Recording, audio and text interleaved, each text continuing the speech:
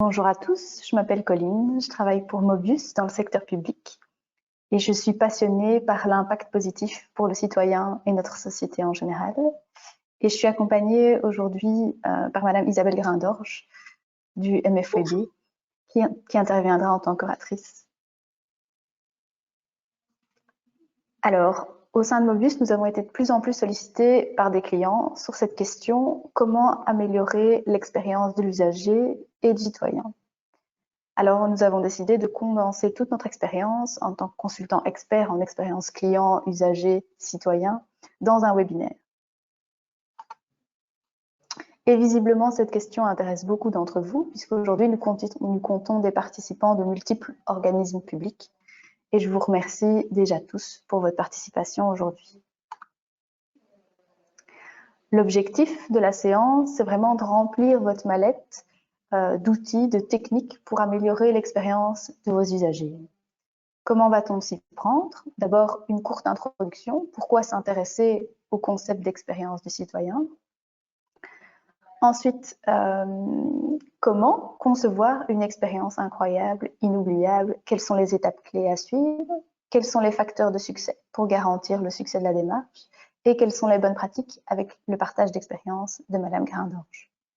Si vous voulez poser des questions, n'hésitez pas à le faire via l'onglet questions qui est disponible ou dans le chat, et on aura une session de questions-réponses de 15 minutes en fin de séance. Cette session va être enregistrée et on vous enverra l'enregistrement et la présentation dans les prochains jours, ainsi qu'un mini-guide qu'on a écrit sur le même sujet.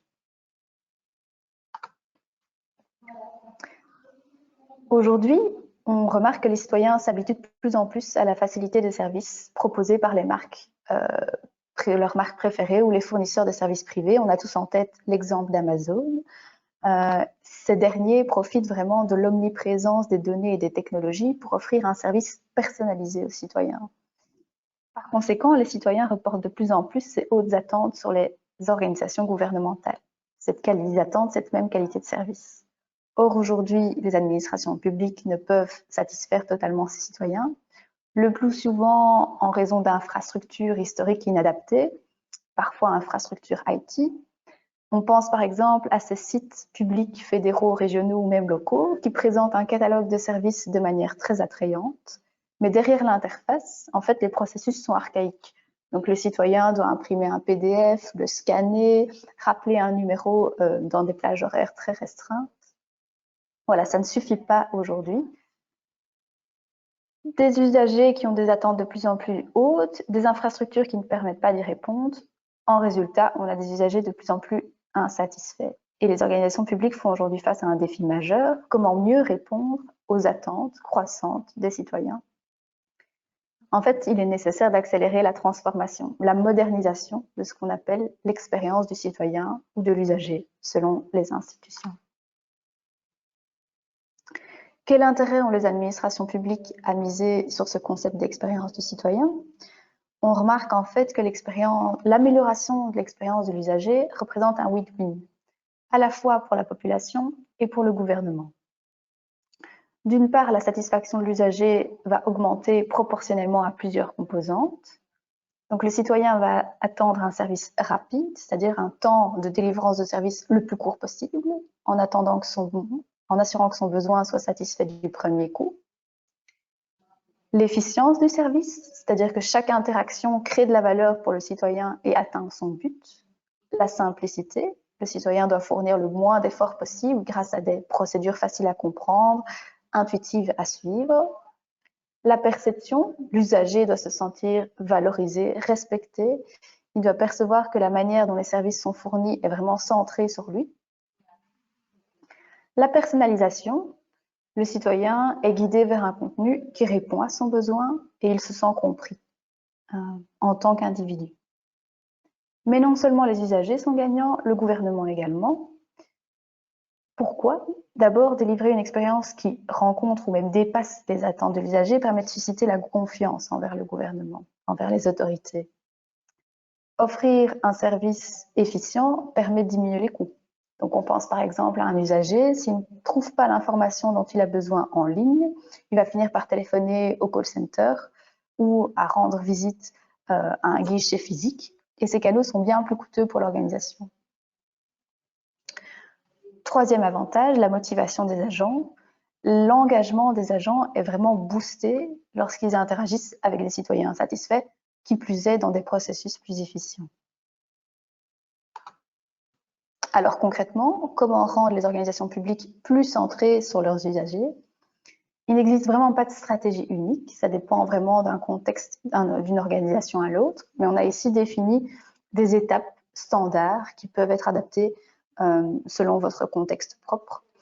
Et je vais les détailler une par une et les illustrer par des outils. Première étape, pour commencer, il faut identifier qui sont vos différents usagers, c'est-à-dire les publics que vous devez satisfaire, à savoir vos citoyens évidemment, mais également des entreprises, des élus, des associations en fonction du processus concerné. Et chacun de ces publics doit faire l'objet d'une description détaillée. Quels sont leurs besoins? Quel est l'objectif qu'ils cherchent à atteindre? Qu'est-ce qui est pour eux important ou pas et qui doit être satisfait? Et ces descriptions doivent être réévaluées régulièrement puisqu'elles évoluent. Un exemple d'outil qu'on peut utiliser, ce sont les personas. Les personas permettent d'élaborer des personnages fictifs sur base de recherches, des interviews, des recherches de données, afin de représenter de manière très concrète les différents types d'utilisateurs susceptibles d'utiliser un service, suivant leurs différentes caractéristiques. Un exemple de persona qu'on a établi par exemple avec un fournisseur public d'électricité, c'est Jean l'hésitant. Alors souvent on leur donne des petits noms marrants, donc Jean l'hésitant a 45 ans, de sexe masculin, et il a toujours besoin d'un contact avec les agents du service public dans ses démarches. Donc il veut bien visiter un site internet, parler à un chatbot, mais comme les réponses à ces questions ne sont pas toujours très claires, il préfère toujours téléphoner ou se rendre sur place pour vérifier. Et s'il a un problème, il a vraiment besoin qu'un humain le solutionne avec empathie. Pourquoi? Parce qu'il est souvent, lui, frustré par les documents trop complexes à lire, il ne veut pas recevoir trop de détails. Son objectif, c'est vraiment recevoir des informations transparentes et intuitives, formulées clairement par un agent qui connaît son dossier et qui peut l'accompagner dans ses démarches. Voilà, ici, c'est un exemple de persona. Pourquoi est-ce qu'on prend le temps d'établir tous ces personas différents pour les différents types d'usagers? C'est parce qu'en tant qu'institution publique, les personas vont permettre d'orienter et de justifier toutes les décisions après qui vont être prises en manière de conception d'offres de services. Pourquoi est-ce qu'on choisit un tel service? Pour répondre à tel besoin de tel usager. Deuxième étape, on analyse les parcours usagers. Un parcours est défini pour chaque type d'usager, donc pour chaque persona, et pour chaque offre de service. Et dans ce parcours, on va identifier tous les moyens par lesquels vos usagers accèdent à vos services, que ce soit en ligne ou de manière physique, et cartographier les interactions les unes après les autres. Établir comme ça un processus ou un parcours usager, ça permet notamment de se comparer à d'autres agences qui pourraient avoir des processus similaires. Pour cela, on utilise comme outil les parcours usagers.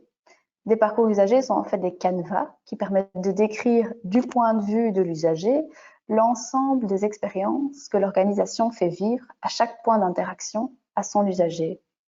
Donc on va d'abord, à chaque étape, et par étape on entend par exemple l'identification du besoin, la recherche du service, le choix du service adéquat, l'utilisation du service, le support, l'évaluation par la suite. À chaque étape, on va identifier quel est l'objectif poursuivi par l'usager, par quel biais est-ce qu'il interagit avec l'organisation, par quel canal, et comment est-ce qu'il perçoit cette interaction, son ressenti. Par exemple, on l'a fait pour CARA, qui est un centre d'adaptation de la conduite pour les automobilistes avec un handicap, et on a cartographié toutes les étapes parcourues par l'usager, comment est-ce qu'il se sent à chaque étape, par quel canal est-ce qu'il passe. Donc, à titre d'exemple, si on prend la première étape, le citoyen avec un handicap commence par télécharger un formulaire de demande de reconnaissance de conduite adaptée sur le site. C'est facile à trouver, il y a beaucoup de questions à remplir, mais son médecin peut l'aider si nécessaire. Puis il doit le scanner. Quelques jours plus tard, il va recevoir un mail avec une proposition de rendez-vous avec l'administration, mais pas de chance, ni le lieu ni le moment ne lui convient. Donc il va retéléphoner, ça le frustre un peu. Finalement, il a une nouvelle date de rendez-vous, il se rend sur place, où CARA va lui demander de passer des examens d'habilité complémentaires. ça le stresse un peu, il a peur qu'on lui retire son permis de conduire. En fonction des résultats du test positif ou négatif, le citoyen va recevoir une attestation pour l'adaptation de la conduite et une fiche technique par la poste. Voilà, donc on fait vraiment tout ce trajet de l'utilisateur et vraiment cartographier tous ces points d'interaction, ça permet ensuite d'identifier les points d'amélioration qui constituent l'étape suivante, étape 3. Identifier toutes les frustrations, tous les points d'interaction qui ne répondent pas aux attentes des citoyens et qui influencent négativement la perception de l'organisation. Une fois qu'on a identifié tous ces problèmes, tous ces points problématiques, on va définir lesquels sont prioritaires, pour lesquels est-ce qu'on va devoir définir des leviers d'action en priorité. Pour identifier tous ces problèmes, il y a plusieurs techniques. Soit on se base sur des tests d'utilisateurs, de la collecte de feedback, de l'analyse de données, qualitative, quantitative, de la cartographie de processus, ou encore des visites mystères. Je ne sais pas si vous connaissez l'exemple des visites mystères. Les visites mystères sont un autre outil qui permet d'évaluer tous les aspects du service offert grâce à des personnes qui sont spécialement formées pour se mettre dans la peau des usagers types et identifier les pistes d'amélioration. Par exemple, avec Mobus, on l'a fait pour la ville de Roulers, pour lesquelles on a mené des visites mystères. Et donc, c'est-à-dire que ce qu'on a fait, nos experts se sont fait passer pour des citoyens pour évaluer la qualité des services dans les différents guichets de la ville, la propreté dans les salles d'attente, la convivialité et les heures d'ouverture de la ligne téléphonique, les délais de réponse par mail, etc. Vraiment tous les aspects de qualité de service. Et nos experts ont repéré tout un tas de frustrations chez les usagers, des différences entre les services offerts dans les différents guichets de la ville, etc. Et tous ces constats ont permis de formuler des recommandations à la ville. L'objectif est bien d'évaluer la qualité de service et pas les agents. Donc on ne prend pas note des agents ou ce genre de choses.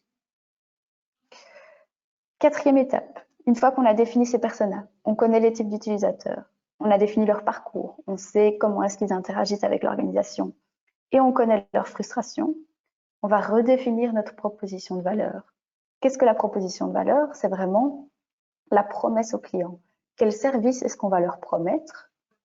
À quel type d'usager et via quels canaux? Et pour y arriver, pour atteindre cette proposition de valeur, il va falloir identifier différentes solutions pour résoudre les frustrations qu'on a constatées. Quelles solutions vont nous permettre de redéfinir notre service public pour répondre aux attentes des citoyens, voire les dépasser? Alors, ces solutions, elles dépendent évidemment à nouveau du contexte. Il n'y a pas de solution unique, mais on identifie plusieurs tendances majeures. La première, c'est le guichet unique. Donc, le concept de guichet unique permet en fait aux citoyens et aux usagers de l'administration de disposer d'un point d'accès unique à l'information et aux services. Via un catalogue centralisé de tous les services disponibles qui sont intégrés et connectés entre eux. C'est une sorte de porte unique. Deuxième exemple, la standardisation. Après avoir défini des normes de service qui sont vraiment centrées sur l'usager, il est recommandé d'adopter vraiment les mêmes processus qui sont simples et allégés, vraiment de manière transversale à l'organisation pour accroître l'efficacité de vos services. Il faut éviter autant que possible les variations locales ou la customisation des technologies. Troisième tendance, les technologies. Il existe de nombreuses technologies qui peuvent aider les administrations, comme l'automatisation robotisée de processus, les chatbots, la production automatisée de documents. Si ça vous intéresse, on approfondit notamment ce point-là dans le mini-guide qu'on va vous envoyer.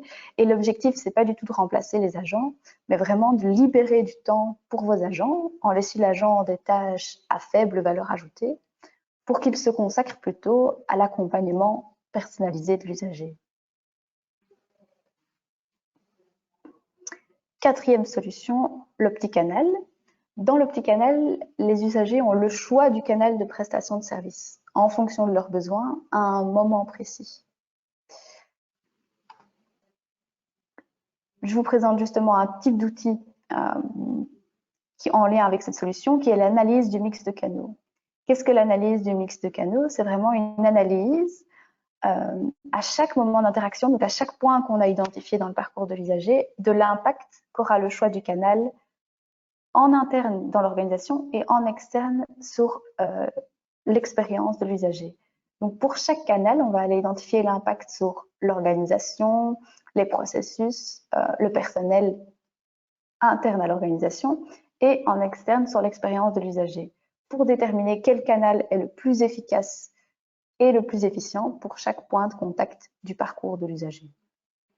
Nous avons mené une telle analyse de canaux pour une grande administration et ce qu'on a fait, c'est qu'on a divisé les usagers en différentes catégories. Les premiers n'ont aucun contact avec l'administration, environ 60% des usagers.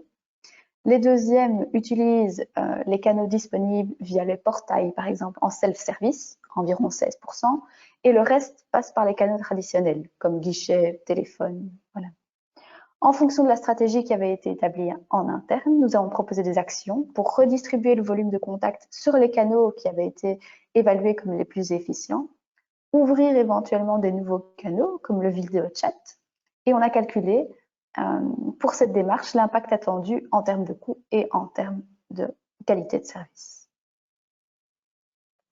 Évidemment, tout l'enjeu quand on parle de canaux, c'est de trouver le bon équilibre entre les points de contact humains et numériques.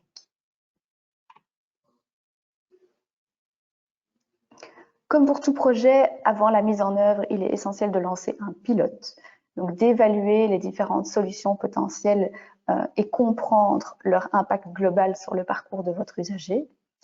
Une fois que vous disposez de suffisamment de données pour valider votre solution, oui, elle résout bien la frustration identifiée, alors vous pouvez planifier la mise en œuvre à plus large échelle. La dernière phase, c'est vraiment la phase qui est centrée sur l'évaluation de vos résultats et l'impact sur l'expérience de l'usager. Donc, vous vérifiez que vous avez bien atteint vos objectifs. Si c'est le cas, si vous avez réussi à atteindre cette nouvelle proposition de valeur que vous avez définie, le travail n'est pas fini. Il faut continuer à surveiller et à exploiter vos données disponibles. Il y a des boucles de feedback, des données d'utilisation pour vous assurer que cette proposition de valeur reste pertinente et durable.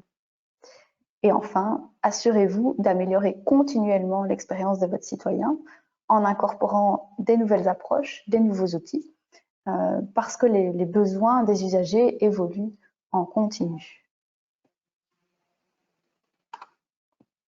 Voilà, ici j'ai fait le tour vraiment des différentes étapes à parcourir pour revoir son expérience usager, mais comment garantir le succès de votre démarche?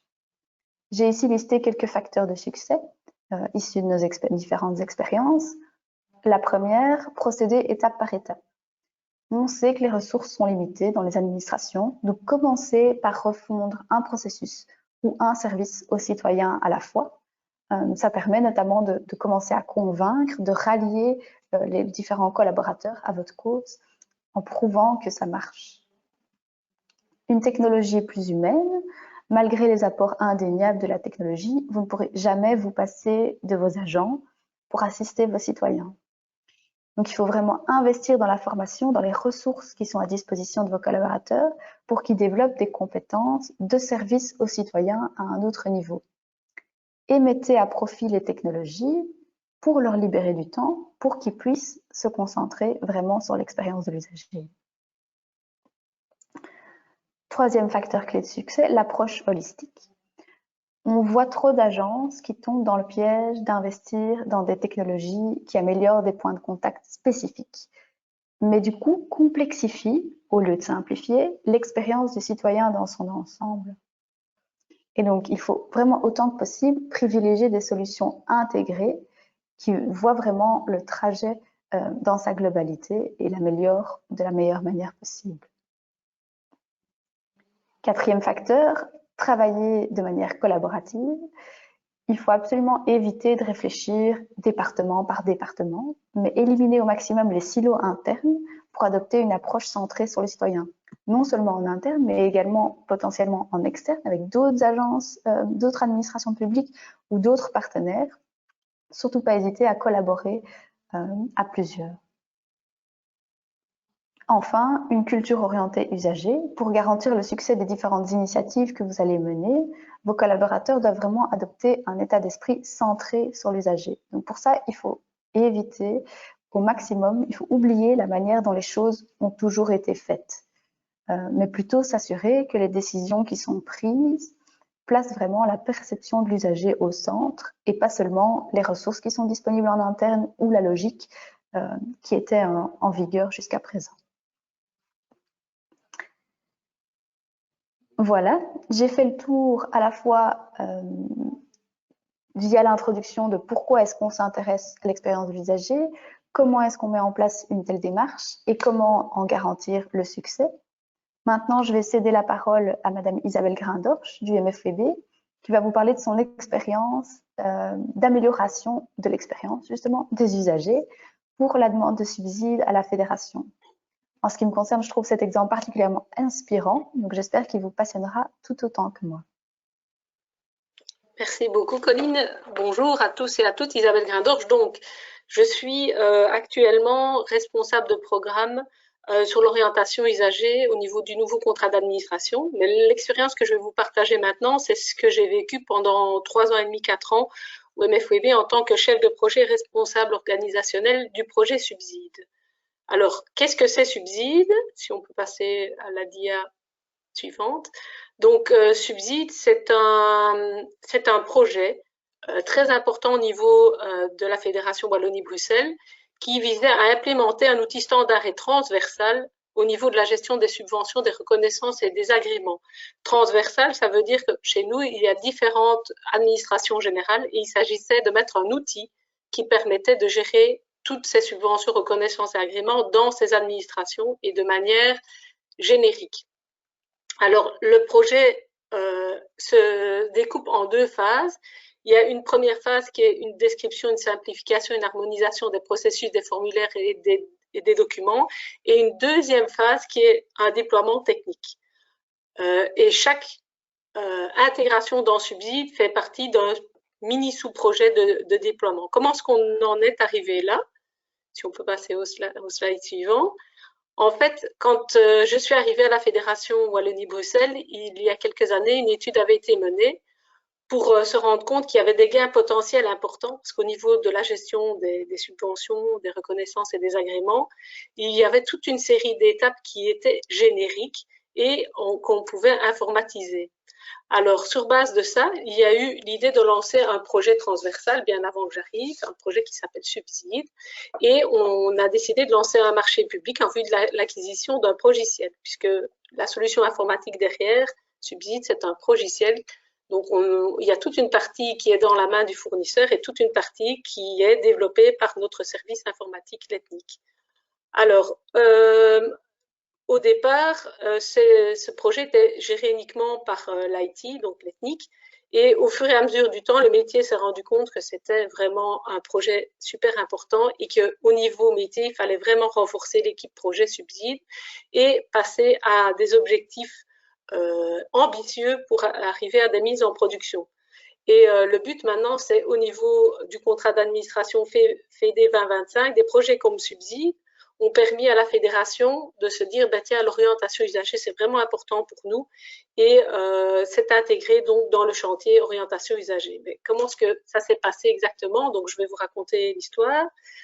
Si on peut passer au slide suivant. Donc, Subside, comme vous voyez, en 2015 et 2016, aussi bien au niveau du nombre de dossiers qu'au niveau des tiers. Nombre de dossiers, donc c'est les dossiers qui sont introduits dans la plateforme. Vous voyez qu'en 2015, c'est vraiment très très peu, 33 dossiers. En 2016, ça commence un tout petit peu, c'est l'époque où on commence les pilotes et c'est le début du staffage du côté métier. Et 2017, ça commence un peu à augmenter. Mais vous voyez que 2018, 2019 et 2020 et 2021 sont vraiment des courbes exponentielles. Même chose au niveau des tiers. Donc, les tiers, ce sont les personnes qui sont inscrites dans la plateforme et qui déposent une ou plusieurs demandes de subvention. Vous voyez qu'au départ, il y en avait 71 dans les pilotes et qu'au fur et à mesure du temps, on est presque à 3000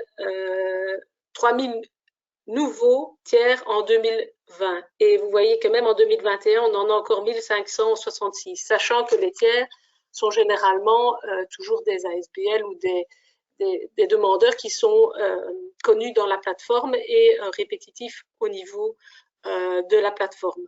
Alors, comment est-ce qu'on est arrivé à décoller comme ça au niveau de subsides? Ben, ça n'a pas été tout simple. Ça a été vraiment un travail d'équipe. Donc, tout ce que je vous raconte, c'est pas moi qui l'ai fait toute seule, pas du tout. On a été plusieurs intervenants à se mettre autour de la table, dont j'ai vu que des collègues des WBS, j'espère qu'ils sont là, ont participé parce que la simplification de nos processus, la simplification de nos formulaires, de nos documents a une place importante. Il y a eu tout un travail avec les équipes aussi bien métiers, WBS et IT d'harmonisation.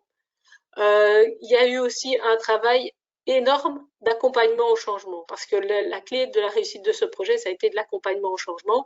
Et enfin, il y avait toute une partie informatisation. Mais j'insiste que l'informatisation, sans la simplification, l'harmonisation et surtout l'accompagnement au changement, n'aurait pas réussi à atteindre les objectifs et le déploiement de subsides comme on le connaît actuellement à la Fédération Wallonie-Bruxelles.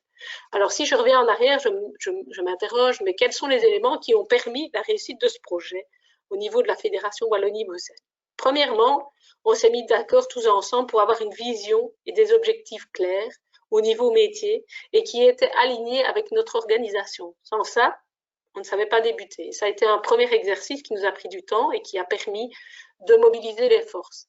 Alors, sur base de ça aussi, on a listé les risques potentiels qu'on voyait, qui étaient prévisibles, afin de les réduire au maximum. C'est important aussi de savoir, on a une vision, on a des objectifs, quels sont les risques encourus et qu'est-ce qu'on peut faire pour les modérer, et il y a certains qu'on doit accepter. Alors ensuite, le troisième élément, on a identifié, comme l'a expliqué Colline, les parties prenantes. C'est très important parce qu'au départ, les parties prenantes, c'était assez limité. On se disait, oui, mais ce sont nos opérateurs et nos agents. C'est pas vrai. Les parties prenantes, il y en a beaucoup plus. Au niveau de subsides, il y a déjà tout ce qui est cabinet ministériel. Il y a aussi tout ce qui est au niveau des inspections, inspecteurs des finances, inspecteurs de la culture, inspecteurs du sport, et je vous en passe. Donc, il a vraiment fallu faire tout un travail d'identification de ces parties prenantes et voir ce qui était important pour eux dans le processus au niveau de subsides. Alors, un autre élément, c'est qu'il a fallu créer une cohésion au sein de l'équipe projet, une cohésion entre les métiers et l'équipe IT. Et pour ça, on a vraiment mis à plat qui faisait quoi, quand, comment, et en utilisant une grille RACI, c'est la grille des rôles et des responsabilités. Et là, clairement, au fur et à mesure du temps, cette grille RACI, je vous dirais qu'elle est à la 3/4e itération parce qu'elle évolue.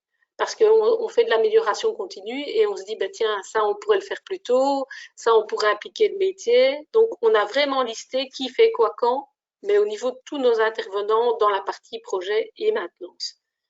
Un élément aussi qui a permis la réussite de ce projet, c'est repartir des besoins des usagers internes et externes. Mais de quoi ont besoin nos agents pour traiter plus rapidement les dossiers? De quoi ont besoin nos opérateurs pour pouvoir compléter facilement leurs demandes de subvention? Et là, il faut vraiment repartir à la base, aller questionner nos usagers et voir ce que le logiciel offre et voir comment on peut l'aligner par rapport aux besoins de nos usagers. Ça, c'est un gros travail qu'on a dû réaliser. Alors, on a aussi fait un gros travail au niveau métier pour maîtriser l'outil informatique. Et parce que c'est bien d'avoir un outil informatique, mais le maîtriser par le métier, c'est vraiment très important. Il doit être performant et il doit surtout être bien documenté parce que nos agents, mais aussi nos opérateurs doivent pouvoir facilement utiliser cet outil informatique. Et la première étape, c'est que les équipes métiers sachent le connaître.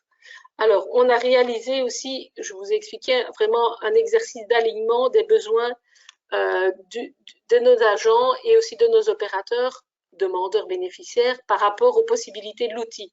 Et on a fait des développements avec notre équipe informatique pour permettre cet alignement et pour permettre de fournir de meilleurs services à nos agents et à nos bénéficiaires. Et c'est quelque chose qui continue pour le moment. Colline en a parlé, on réalise régulièrement des enquêtes de satisfaction. Dès qu'un opérateur a déposé une demande, il y a une enquête de satisfaction qui est lancée et on analyse tout ça et on regarde si on peut améliorer nos outils ou nos processus pour répondre aux besoins qui a été formulé par l'opérateur. Idem pour les agents, quand on a passé un service métier dans l'outil, on retourne vers eux et on essaye de faire un échange pour voir qu'est-ce qui s'est passé, qu'est-ce qui s'est moins bien passé, qu'est-ce qu'on peut améliorer. Alors, quelque chose qui était important au niveau du projet, c'est se rendre compte que l'IT ne doit pas être seul au pilotage du projet. C'est l'importance forte du métier. Le métier doit devenir, comme on dit en anglais, le product owner, c'est-à-dire le détenteur de la solution, et c'est lui qui doit guider en fonction de ce qui remonte des besoins de ses usagers internes et externes, l'avenir du projet. L'informatique, il est au service des métiers.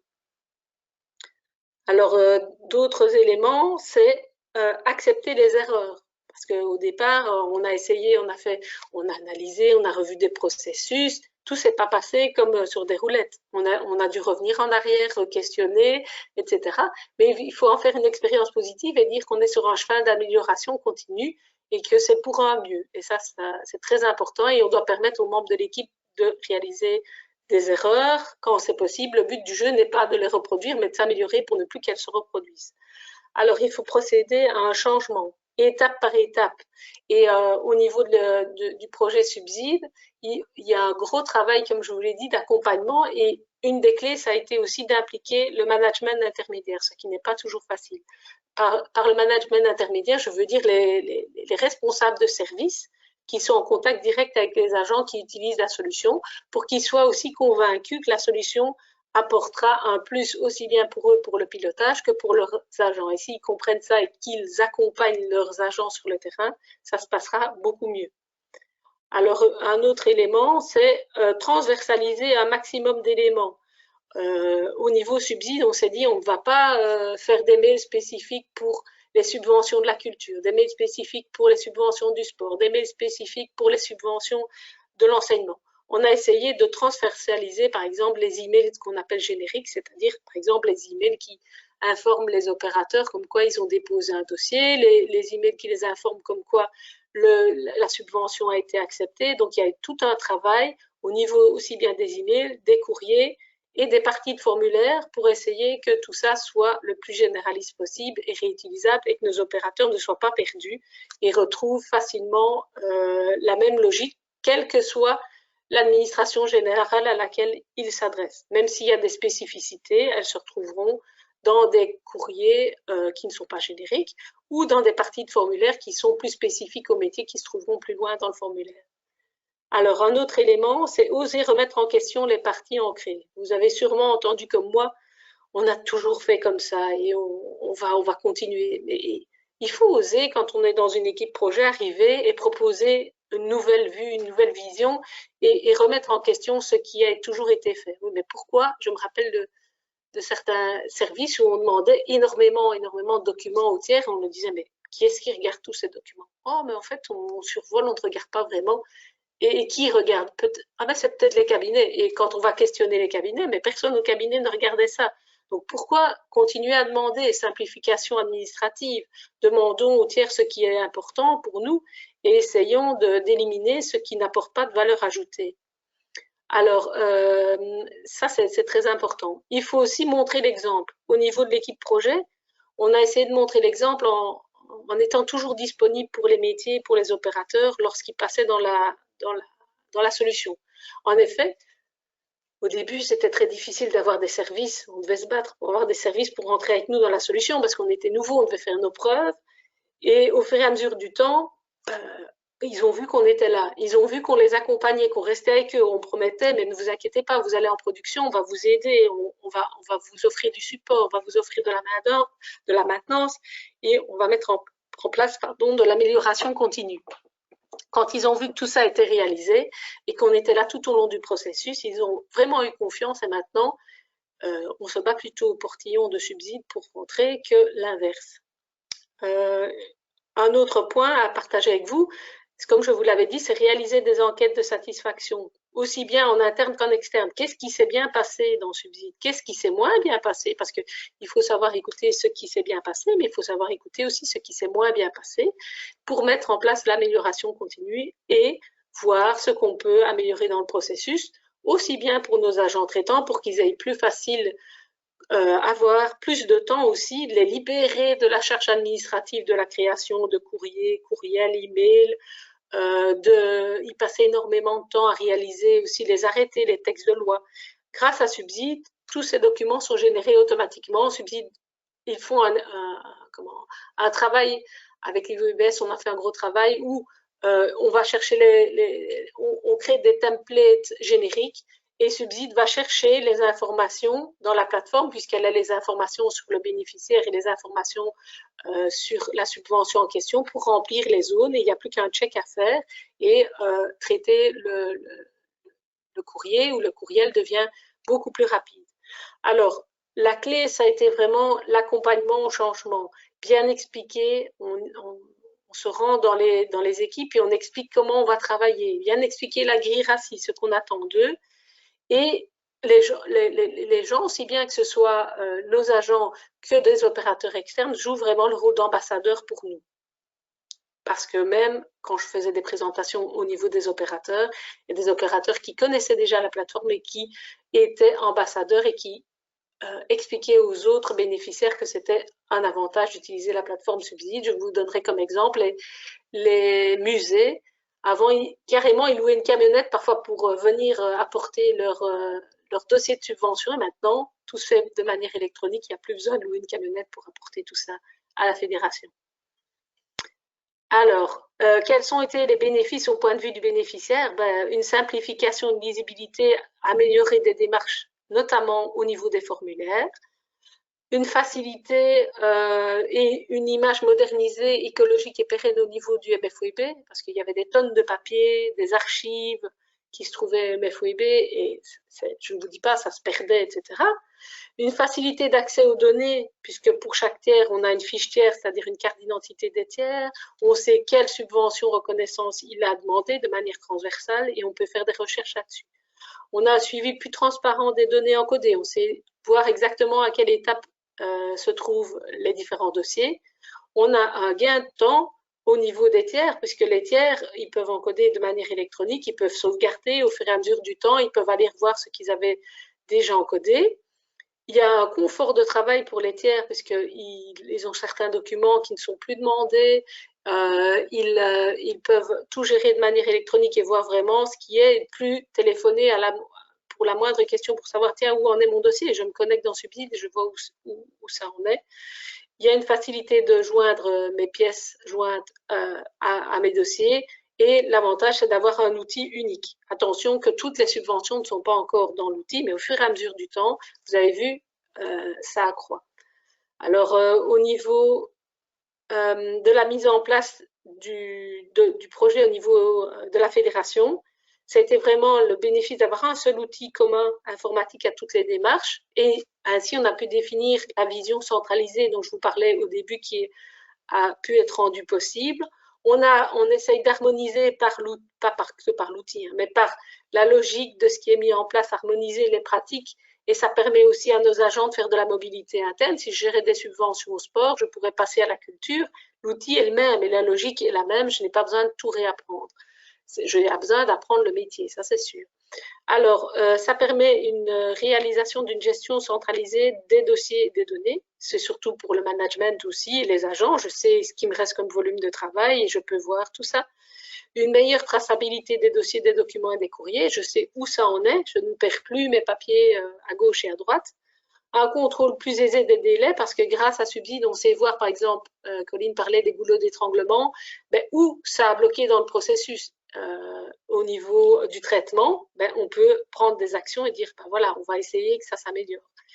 Et une possibilité de lutte davantage contre la fraude fiscale puisque tout est enregistré dans l'outil et on sait très bien qui a fait quoi. Donc, c'est vraiment une meilleure gestion des risques. Alors, aussi, ça a permis de mutualiser les coûts. Au lieu que chaque AG et même chaque service achète un outil, c'est mieux d'avoir un outil transversal. Et au niveau de la maintenance, ça facilite les choses aussi. Ça réduit les coûts de formation, puisque si je sais gérer des subventions, par exemple au niveau du centre de cinéma, je peux gérer tout type de subventions. Si j'ai appris avec la première subvention, ben, le formulaire changera et peut-être quelques étapes, mais les grandes étapes de subside seront les mêmes. J'aurai une diminution de la charge de travail des agents, notamment et plus de temps pour des activités à plus haute valeur ajoutée, c'est-à-dire qu'ils ont plus de temps pour aller à la rencontre de leurs opérateurs bénéficiaires et c'est du temps qu'ils gagnent. Alors, une disparition, réduction des exemplaires papier et des manipulations, des photocopies, des impressions, des mises sous pli, des scanners, etc. Et ce n'est pas parce qu'on est passé à un outil informatique que les agents n'ont plus de marge de manœuvre. Dans l'outil, il y a une certaine souplesse et l'IT sait s'adapter aux besoins des agents traitants. Alors, au niveau de subsides, je dois dire que nous sommes à la 4e année, vous avez vu, de déploiement et pour le moment, nous sommes en phase ascendante. Ce n'est pas terminé, il y a encore du travail. L'équipe se renforce, nous avons des analystes, nous avons vraiment maintenant une personne qui s'occupe du support et nous sommes de mieux en mieux organisés, mais c'est un challenge de tous les jours et c'est vraiment intéressant au niveau de l'orientation usagée parce que ça a été une réussite au niveau de la MFWB et je suis contente d'avoir partagé avec vous. Merci beaucoup.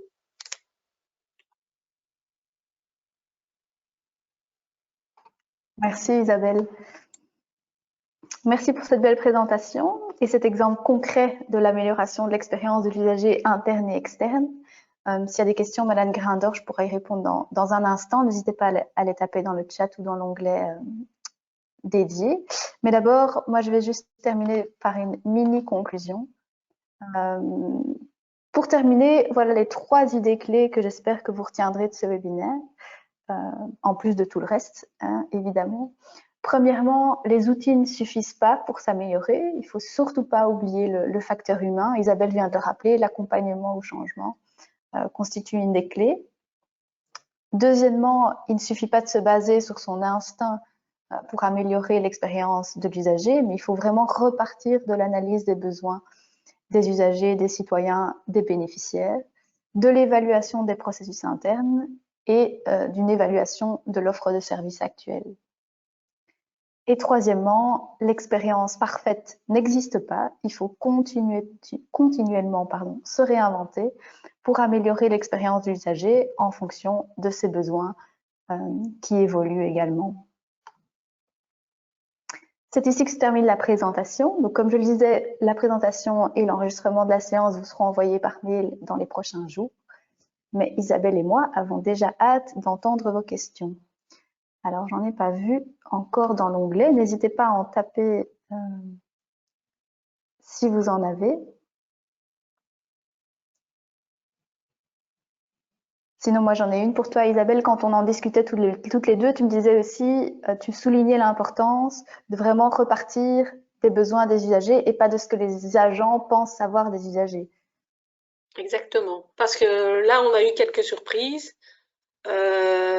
notamment lors des sessions d'explication de subsides aux usagers. J'avais beaucoup d'agents qui disaient, mais tu vas voir, à la fin de la session, tu vas avoir plein de questions sur l'usage informatique de la plateforme parce qu'ils sont stressés avec ça. Mais c'était pas du tout ça. Les questions qu'on a eues, c'était plus sur les documents qu'ils devaient joindre, sur certaines informations par rapport au texte de loi. La plateforme, c'était assez clair pour eux, selon les explications qu'on avait données. Et les agents ne se rendaient pas compte qu'il y a maintenant beaucoup de nos usagers utilisent, par exemple, Taxon Web et sont habitués avec tous les outils web et font déjà énormément avec l'informatique. Et étaient à la limite très contents de passer dans cet outil parce que ça allait leur faciliter la vie et arrêter avec ces photocopies, ces formulaires à remplir sous format papier, etc. Donc là, ça a été quand même flagrant. Ça a été une surprise pour eux. Oui. Je vois que Madame Carmen Mira Sanchez a déposé une question. Elle vous demande, Isabelle, combien de temps vous a pris le processus des subsides? Pour remettre en route subsides concrètement et pour que les choses tournent réellement, il nous a fallu 6 mois. Et maintenant, enfin, je veux dire 6 mois, je veux dire pour définir la vision, bien identifier les usagers, aussi bien agents que les besoins des usagers internes qu'externes, c'est-à-dire les agents, les bénéficiaires, bien mettre la main sur la plateforme, adapter la plateforme à nos besoins, la tester, documenter. Je vais dire que ça nous a pris 6 mois. Et après 6 mois, enfin, je vous avoue qu'au départ, quand je suis arrivée et avec l'équipe, le management au-dessus se disait mais qu'est-ce qu'ils font? Et c'est une perte de temps. Oh là là, ils pensaient que tout était en place. Et ce n'est qu'après, quand on a commencé à déployer sur base de tout ce qu'on a mis en place, des grilles racis, etc., qu'ils ont vu, ben, wow, le temps qu'ils ont pris, en fait, c'était super intéressant parce que c'est du temps qui n'est pas perdu. Après, il est gagné parce qu'on comprend mieux les besoins et on améliore le processus au fur et à mesure.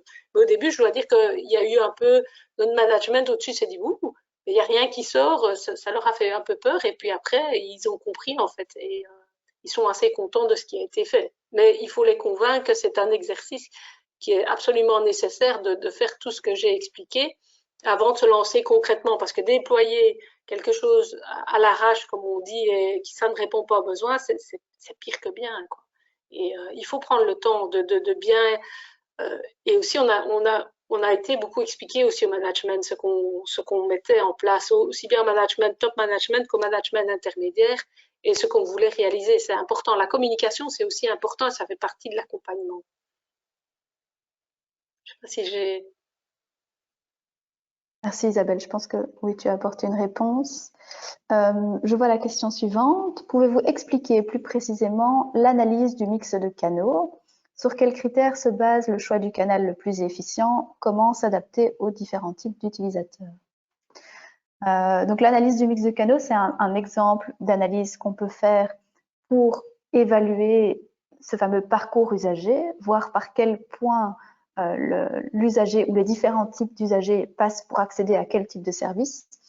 Comme vous le dites, les différents types d'utilisateurs peuvent parfois utiliser des canaux différents pour arriver au même service. Alors, sur quels critères se baser pour définir quel est le canal le plus efficient? Ce sont vraiment des critères qui doivent être définis selon la stratégie de l'organisation et à prioriser.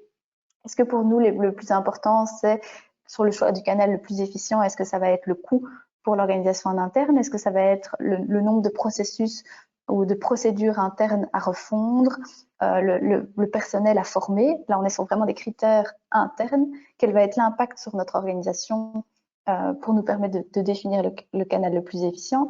Ou est-ce qu'on prend le point de vue de l'utilisateur? Quel est le canal le plus efficient pour l'utilisateur, c'est-à-dire celui qui est le plus simple pour lui, qui est le plus rapide, qui va être le plus intuitif, qui va lui permettre d'obtenir une réponse du premier coup?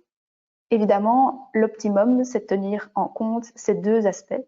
Et la liste de critères est bien plus longue. Ici, je viens d'en citer quelques-uns à voix haute, mais ce sont vraiment des analyses qui doivent être faites en tenant compte un maximum des parties prenantes qui se trouvent autour de ce processus. Comme le disait Isabelle, il y a évidemment l'organisation en tant que telle, il y a l'usager, mais il y a parfois également d'autres parties prenantes qui sont impliquées à certains points de contact.